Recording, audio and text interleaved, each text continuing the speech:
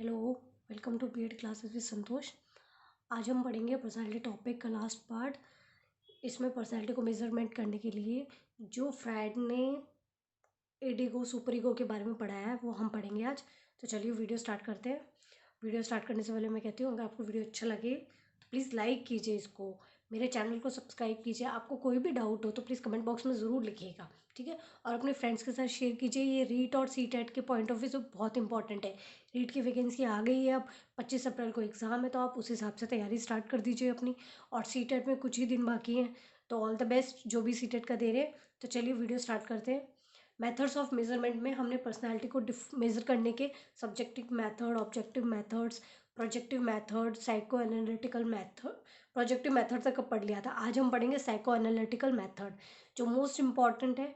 Physical test तो मैंने आपको बताया था, जैसे कोई पर्सन का अगर फिजिकली हम टेस्ट करते हैं, उसके बॉडी के वेट, हाइट वगैरह को मेज़र करते हैं, तो उस हिसाब से हम जो पर्सनैलिटी उसकी होती है उसको हम फिजिकल टेस्ट में इंक्लूड कर लेते हैं, लेकिन वो इतने इंपॉर्टेंट नहीं है।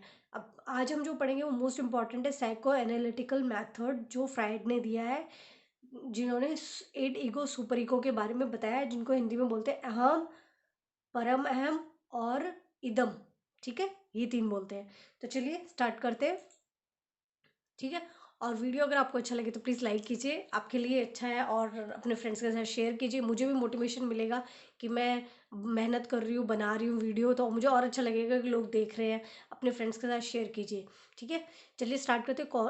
इस फ्रायड ने हमारे मन की अवस्था, इंसान ह्यूमन बींग के मन की अवस्था को 3 लेवल में डिवाइड किया गया है: consciousness, unconsciousness and semi consciousness. Semi consciousness को हम सब कॉन्शियसनेस भी बोलते हैं, ठीक है। माइंड की, मन की 3 अवस्थाएं बताई है: कॉन्शियसनेस, अनकॉन्शियसनेस और सब कॉन्शियसनेस, ठीक है। Freud give the greatest important to the mental process. Freud बोलते थे, ज़्यादातर वो बोलते थे कि मेंटल, माइंड में जो है वही आपकी पर्सनैलिटी है, माइंड से जो आप काम करते हो वही आपकी पर्सनैलिटी को दर्शाता है। He emphasise that mind has 2 important layers, conscious and unconscious. मन की 2 लेयर है, कॉन्शियस और अनकॉन्शियस।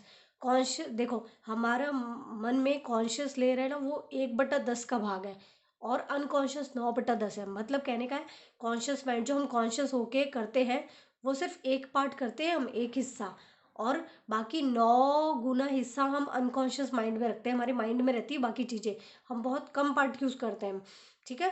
तो the conscious mind is smaller, what ever a person does consciously and with all senses alive is a conscious action.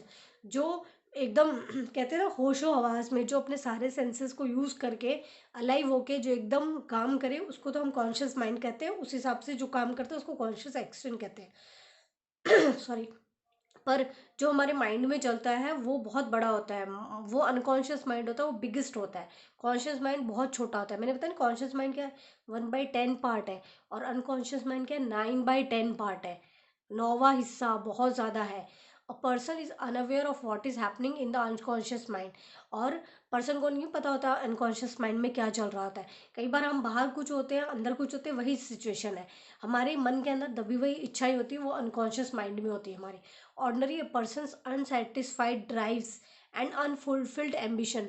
जो हमारे कुछ ambition बचपन में थे, या जैसे हम बड़े हुए, कुछ कुछ हमारी इच्छाएं थी, वो हमारी दबी रह गई, वो अनकॉन्शियस माइंड में जाके छुप गई है, ठीक है। ये ये फ्राइड ने बताया है। अब देखिए आगे, Freud has divided the entire anatomy of personality in the form of id ego and super ego. Freud ने जितनी भी पर्सनैलिटी की डिफाइन की है, इसको 3 पार्ट्स में डिवाइड किया: id ego and super ego. हमने अनकॉन्शियस, कॉन्शियस, सबकॉन्शियस पढ़ा, मैं आपको वापस समझा देती हूँ। कॉन्शियस माइंड क्या होता है, जो हम अपने पूरे सेंसेस को यूज़ करके वर्क करते हैं। अनकॉन्शियस माइंड क्या है, जो हमारे अंदर दबी हुई इच्छा है। सबकॉन्शियस क्या है, कि कुछ कुछ है, कुछ दबा हुआ है, कुछ नहीं है। जैसे मान लो आपको किसी ने अचानक से बोल दिया भारत के प्रधानमंत्री कौन है, तो आपको याद है, नॉलेज है, आप पूरा पढ़ते हो, लेकिन अचानक से कोई पूछ लेता तो हम 2 मिनट में भूल जाते हैं कई बार, कि अरे ये क्या था क्या था। तो वो होता है सबकॉन्शियस माइंड, थोड़ी देर के लिए भूल जाते हैं, फिर वापस याद आ जाता है। जैसे हम किसी के घर गए और उनके छोटे छोटे बच्चे, और हमने उनको एक बार ही देखा था, तो दूसरी बार हम याद करने की कोशिश करते हैं कि इन बच्चों के नाम क्या थे। तो हमने एक बार ही याद किया, लेकिन वो अपने माइंड में है, लेकिन उस टाइम हमें मुंह पे नहीं आ रहे हैं, हमें याद तो रहते हैं उन बच्चों के नेम। तो वही सिचुएशन है। सबकॉन्शियस क्या होता है, आता है जाता है, मतलब थोड़ी देर के लिए आप 2 सेकंड के लिए कोई चीज़, 2 मिनट के लिए बात भूल जाते हैं, लेकिन वो वापस आ जाती है याद। वो होते हैं सेमी कॉन्शियस, और उसको सबकॉन्शियस बोलते हैं। और अनकॉन्शियस होता है जो हमारे मन में दबी हुई इच्छाएं, जो हमारे एकदम माइंड में जाके बैठी हुई है, जिनको हम बाहर नहीं ला सकते या लाते नहीं है कई बार। ठीक है, अब ये तो हो गया अनकॉन्शियस, सबकॉन्शियस और सेमी कॉन्शियस माइंड। अब फ्राइड ने इनके बेसिस पे 3 पर्सनैलिटी के 3 फॉर्म डिफाइन किए, id, ego and super ego. ठीक है, इड को बोलते हैं हिंदी में इदम, अहम, ईगो को अहम, और सुपर ईगो को परम अहम। ठीक है, चलिए स्टार्ट करते हैं। Mentally healthy person has all the 3 attributes ingrained in its personality. एक मेंटली हेल्थी पर्सन है, उसके अंदर ये तीनों पार्ट होते हैं, हेल्थी पर्सन में भी होते हैं। पर क्या होता है कि कई बार कोई पार्ट एक्टिवेट हो जाता है ज़्यादा, तो उससे हम उसकी पर्सनैलिटी डिफाइन करते हैं। ठीक है, these 3 attributes unified and integrated to enable a person to get along and adjust in life and adjust to the environment skilfully and satisfactorily. अगर ये तीनों बैलेंस में हैं, तो इंसान आराम से हेल्दी लाइफ जीता है, इन्वायरमेंट के साथ एडजस्ट करता है सेटिस्फैक्टरली। ऑन द कॉन्ट्रेरी, पर अगर इफ द 3 आर डिसिमेट्रिकल, अगर इन तीनों में से कोई भी एक डिसिमेट्रिकल हो गया, तो individual personality will get disorganise. Individual की पर्सनैलिटी क्या हो जाएगी, डिसऑर्गेनाइज हो जाएगी। अगर ये इनमें से कोई भी पार्ट डिसमेट्रिकल हो गया, मतलब कोई भी आपके ऊपर हावी हो गया ज़्यादा, ईड हावी हो गया, ईगो हावी हो गया, तो आपकी लाइफ एडजस्टमेंट नहीं कर पाएगी, आपकी पर्सनैलिटी सही से बैलेंस नहीं होगी। He feels dissatisfied with himself and with the world and his work efficiency lowers। और उसमें क्या होता है, वो पर्सन क्या करता है, डिससेटिस्फाइड हो जाता है अपने आप से, वर्ल्ड से, दुनिया से, और उसका वर्क एफिशिएंसी, काम करने की जो क्षमता होती है वो धीरे धीरे कम होने लग जाती है। इसलिए इन तीनों को बैलेंस करके चलना बहुत ज़रूरी होता है। चलिए आगे देखते हैं इड क्या होता है। अब इड क्या है, देखिए, id is a part of unconscious mind. Unconscious mind क्या है, जो हमारे अंदर मन में दबी हुई इच्छा है वो होती है। तो इड क्या है, अनकॉन्शियस माइंड के अंदर आ जाता है। Where many of persons basic needs, feelings and desires are suppose to exist. जहाँ पे इंसान की दबी हुई इच्छाएं, फीलिंग्स, कुछ आकांक्षाएं जो दब गई है, जो कभी सोचा था पूरा करने की लेकिन नहीं हो पाई है, तो वो दबी हुई है, वो इड के अंदर है। अब जैसे मैं इसका एग्जांपल देती हूँ, आप छोटे बच्चे हो, छोटे बच्चों को देखो कि छोटे बच्चों में इड बहुत हैवी हावी होता है। 2 से 3 साल, 4 साल की उम्र में इड बहुत हावी होता है। कैसे होता है, उसको लगता है ये चीज़ मेरी है तो मेरी है, अगर नहीं आप उससे वो चीज़ छीन लोगे तो वो आपको गुस्सा करने लग जाएगा, पटकने लग जाएगा पैर, मतलब उसके अंदर इड बहुत ज़्यादा होता है। It functions is to distribute immediately the energy or the tension that is generated in the body excited by the internal and external stimulus। Id का क्या काम होता है कि वो ना आपको फटाफट टेंशन में दे देगा। आपको अगर मन में है करना है तो करना ही है, आपने सोच लिया, तो इड क्या है, दबी हुई इच्छा है।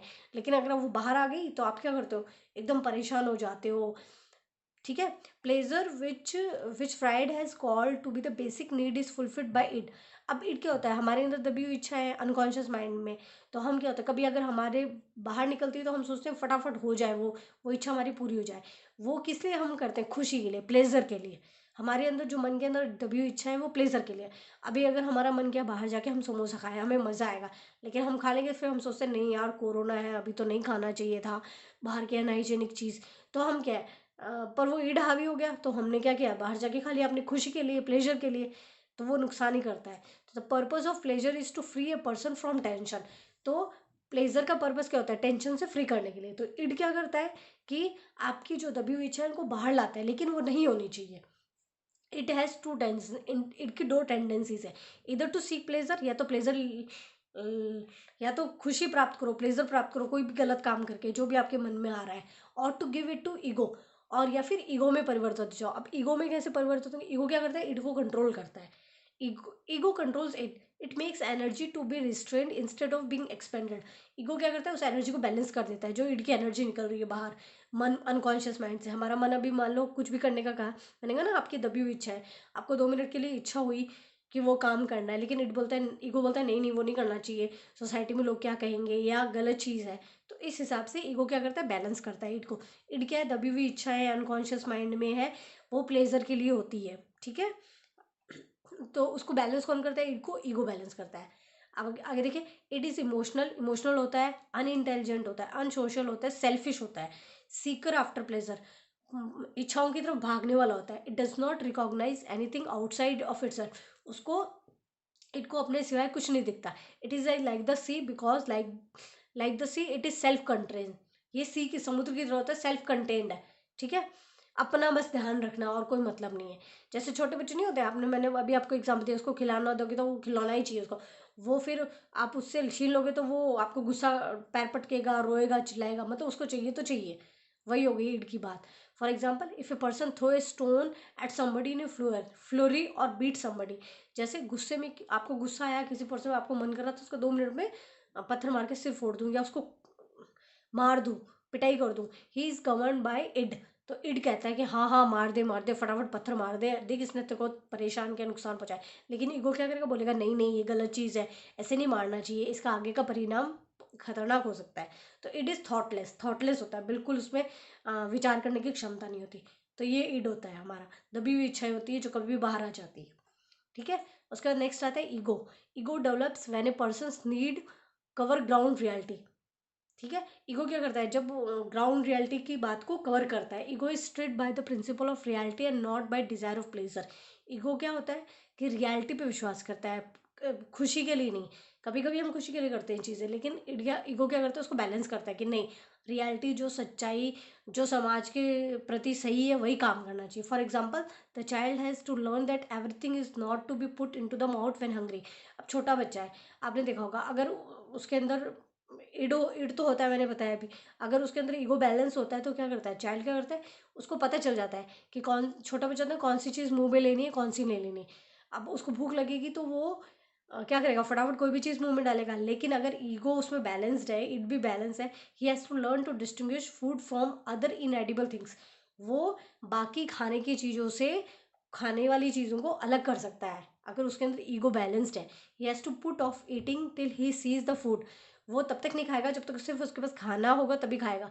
अगर बॉल होगी तो वो मुंह में नहीं डालेगा, क्योंकि उसको पता चल गया कि ये खाने की चीज़ नहीं है, उसके अंदर ईगो आ गया। Otherwise experience can be better. उसे पता है कि अगर ये बॉल खाएगा तो उसका मुंह का टेस्ट बिगड़ जाएगा और गलत चीज़ है, तो वो ईगो बैलेंस कर देगा। A person who is well adjusted is heap by his ego in the accomplishment of his task. कोई अगर पर्सन वेल एडजस्टेड है तो इसका मतलब क्या है, उसका ईगो बैलेंस्ड में, इड उसके ऊपर हावी नहीं हो रहा है। It controls and governs id of a person. Ego क्या करता है, इन पर्सन के इड को कंट्रोल करता है। It maintains a contact with the outer world in the interest of his personality. वो आउटर वर्ल्ड के साथ आपकी पर्सनैलिटी को मेंटेन करेगा, बैलेंस करेगा, for the fulfilment of his future need. आगे की फ्यूचर के आवश्यकताओं के प्रति आपको बैलेंस करके रखेगा ईगो। मैंने बताया ना आपको, अगर गुस्सा आया तो आप किसी को, इड क्या करता है, गुस्सा आया तो आप पत्थर मार दोगे, लेकिन ईगो क्या बोलेगा, नहीं नहीं नहीं करना चाहिए, नुकसान, आगे का परिणाम खतरनाक होता है। तो ईगो क्या करता है, आगे के परिणाम को सही करने के लिए उसको रोकता है। तो ये हमारा ईगो का काम होता है। If ego abandons its extra power of or surrenders to id or to super ego or to the outer world, misery succeed and maladjustment rules to the roost. देखिए, अगर ईगो अगर ego भी balance नहीं हुआ, ego end भी balance नहीं हुआ, ego भी नहीं हुआ, मतलब आपका मन नहीं माना कि नहीं मुझे किसी को मारना है, उसने मेरे को ऐसा कैसे कहा, तो फिर क्या होगा कि वो सोसाइटी में एडजस्ट नहीं कर पाएगा, ठीक है। Ego can be considered a complex organization of psychological process. Ego क्या है, कॉम्प्लेक्स ऑर्गेनाइजेशन है साइकोलॉजिकल प्रोसेस का, which act as an intermediatory between id and super ego. Super ego और इड के बीच में इंटरमीडिएटरी है। अब देखिए, जैसे मैं आपको एक और एग्जांपल देती हूँ। एक स्कूल में जाता है, 6th 7th क्लास का बच्चा है। अब उसके पास, उसको एक उसके फ्रेंड की साइकिल दिख गई नई, उसका एक फ्रेंड है वो नई साइकिल खरीद के लाया, तो उसको मन कर गया, तो उसने सोचा चल यार चोरी कर लेते हैं इसकी साइकिल, इतनी अच्छी तो है, किसको क्या पता चलेगा। तो वो छुट्टी के टाइम चोरी करने जाता है, वो पहले निकल जाता है और चोरी करने जाता है साइकिल को, सोचता है किसी को पता नहीं चलेगा। लेकिन एक बार उसके मन में ख्याल आता है कि नहीं नहीं ये नहीं करना चाहिए, तो गलत है, कल को फिर स्कूल के प्रिंसिपल मुझे पकड़ लेंगे, फिर मेरे पेरेंट्स को बुलाएंगे, मेरे पेरेंट्स की बेइज्जती होगी स्कूल में, मेरी बेइज्जती होगी। तो क्या हुआ, उसका ईगो बैलेंस कर रहा है। और जब उसने पेरेंट और सोसाइटी के बारे में सोचा तो उसका सुपर ईगो आ गया। सुपर ईगो क्या करता है, एकदम आदर्शवादी बातें करता है, आपको एकदम गलत सही के बारे में सही जानकारी देता है। तो उसके मन में क्या आ गया, पहले तो ईड आया कि मुझे साइकिल लेनी थी क्योंकि उसको अच्छी लगी, प्लेजर के लिए। फिर ईगो ने उसको थोड़ा बैलेंस किया, लेकिन जब उसने अपनी फैमिली और सोसाइटी के बारे में सोचा तो उसे लगा कि, तो उसका सुपर ईगो उसके ऊपर अगेन बैलेंस हो गया, आ गया, हावी हो गया, तो इसलिए उसने वो बात छोड़ दी, ठीक है। तो हमने इड पढ़ा, ईगो पढ़ा, अब हम पढ़ते super ego. Super ego represents ideal and its goal is to attain perfection rather than seek pleasure. Super ego क्या करता है, परफेक्शन लाता है इंसान के अंदर, पर्सन के अंदर। सीख प्लेजर नहीं सीख करता है, मतलब खुशी नहीं चाहिए, मतलब इच्छाएं नहीं चाहिए, लेकिन परफेक्शन चाहिए। Super ego is a persons code of conduct. जो हम आज सोसाइटी में करते हैं वो हमारा सुपर ईगो है। हम अच्छे से सबसे बात करते हैं, अच्छे से बिहेव करते हैं, किसी के साथ मिसबिहेव नहीं करते हैं, सोसाइटी में प्रॉपरली रहते हैं, हमें किसी को हेल्प की ज़रूरत होती है हम हेल्प करते हैं, तो हम एक अच्छे नागरिक की तरह रहते हैं। तो हमारा सुपर ईगो है जो हमें ये सब करवाता है। It is restrained by parents and society. Society और पेरेंट्स ही हमारे सुपर ईगो को ऊपर लेके आते हैं। In other words, a child has not only to learn to follow the principle और reality, but also has to learn to follow the ethical way of life of his parents. सिर्फ person को ये नहीं है कि खुद को ही नई चीज़ें सीखनी है या सोसाइटी में रहना है ही, लेकिन उसको ऐसे भी रहना है कि जो उसके पेरेंट्स ने उसको सिखाया है। जैसे को a child has not only to learn to follow the principle और रियलिटी। प्रिंसिपल्स और आदर्शों को नहीं सिर्फ लर्न नहीं करना यही काफ़ी नहीं है, बट लर्न करके उनको प्रॉपर तरीके में फॉलो करना लाइफ के अंदर, ताकि जो उसके पेरेंट्स ने उसे सिखाया है। Super ego is representative of the traditional values. Super ego क्या है, ट्रेडिशनल हमारे जो कल्चर है, सोसाइटी की वैल्यूज़ है, उनको रिप्रेजेंट करता है। And ideals prevalent in the society, जो सोसाइटी में आइडियल्स हैं उनको रिप्रेजेंट करता है सुपर ईगो। तो ईगो बैलेंस करता है और सुपर ईगो हमें एक अच्छे नागरिक बनने की शिक्षा देता है। ठीक है, ये फ्राइडे इंपॉर्टेंट बताए थे मेन पार्ट। तो ये था आज का वीडियो। तो आपको अच्छा लगे तो प्लीज़ लाइक कीजिए, मेरे चैनल को सब्सक्राइब कीजिए। Thank you for watching.